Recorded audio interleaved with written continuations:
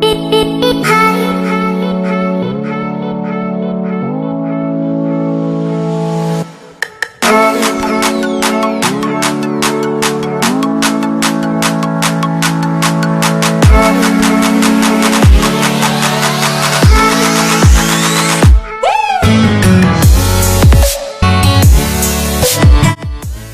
video is part 2 of my home bar series. In this video I want to get into some of the LED lighting that I've done, kind of explain the details about it, where I got it, how I built it, why I chose some of the colors. So the first thing you can see is this strip light behind the this wall feature, and this is not RGB, but this is RGBW. It's very important to have the white LED because, again, this is the general lighting for the room. This isn't just accent light. This is the main lighting. So the white LED gives you good light quality, good CRI, which makes people's skin, materials, and wood and all the surface features look realistic. Another thing you'll notice is that the TVs are set to a fireplace scene, which really pops and really shows up well in this room. And the reason why is the blue lighting, or the white blue, or what we call it really cool white, kind of contrasts that color, and that makes the colors pop. So these contrasting colors is what you want to look for when you want to create a color scheme. Another thing I want to point out is this lighting underneath the bar top. So under here is the exact same lighting that's been wrapped all around. So I created this kind of space under here, like a lip. You can see the LED lighting running throughout. And again, this is done with my iPhone. I'm not using a professional camera.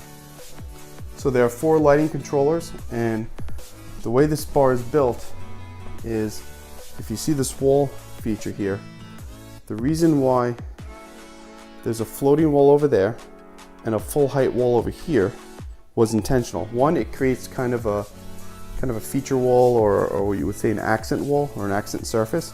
But the second thing it does is it gives me my power source. So the idea is to not have any wires visible anywhere. This needs to look as professional as possible. So my outlet is actually behind here. Another thing you'll notice, and I'll get into that in details later, is this room used to have another window right there. There were 2 windows. And you cannot be afraid to cover up a window. I actually covered up a window, and that's what makes this room useful. If I had left a window in here, I could never made something this nice. So behind here is where the power comes in. Power feeds up, powers the TV, runs this way, and you see that space there where the tequilas and the whiskeys are. That's where my LED controllers are, and when we get into the build video later, you can see the how this is all wired and set up behind here. But there are 4 controllers.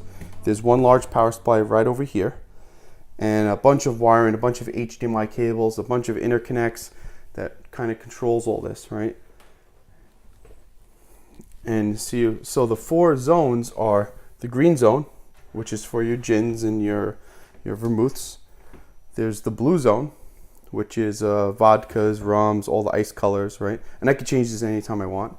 And then there's your orange, amber colors for your whiskeys and your tequilas, right? And then the last zone is what's under here, right? And that's running the entire perimeter lighting around there and the lighting under the bar. And there's my cat being crazy. Okay, I know I'll get into the details of the construction of this later, but the way this is this LED light is set up is totally optimized. So I'm going to lift this Grey Goose bottle out of the way, and you see here it's actually in a channel, and the channel is made by 2 pieces of standard low-cost pine strips. It could be pine strips, it could be plastic strips, but the idea is you size this so that you can back into 2 standard pieces of pine and not make something custom or route this channel out. The idea is low cost, easy, and fast. So by creating this channel, you could put the LED light in here. And what that does is that centers it on the bottles and illuminates the bottles from the bottom. So if I wanted the bottles to shine in their natural color, I could set this to white and they would all kind of gravitate to their natural colors. So I'm not lighting from the above, I'm not lighting from the back, I'm lighting from below, and that's what makes this look so great. It's because I'm illuminating the bottles from the bottom. You don't see the light directly, it's all indirect, and it's all kind of reflecting around in these bottles. And the more frosted a bottle looks, the better it's going to look. You know, some of these solid colors, you're not going to see anything. And some of these, I actually added purposely a little bit of red to this color, so it's slightly purplish or slightly lavender. And that's what allows these oranges and these reds to glow a tiny bit. But for the most part, it's a blue light. Same thing over here. So you see the green light. Again, I have the channel there. And illuminates the bottom of these bottles. And that looks way better than any other scenario you could have hoped for. So the reason for this space here, in addition to the electronics, is because I had intended to put an iPad on this wall here. So the last part of the LED lighting are these little RGB, I want to call them spotlights, but they're kind of like accent lights. And I was originally going to do strip lights around here and make this whole thing glow, but I really didn't want too much lighting up from above. I wanted the main feature to be this wall. So these give a nice accent color. They illuminate all these hanging glasses, and they're simple, easy, and they were one kit, again, from Amazon, super cheap.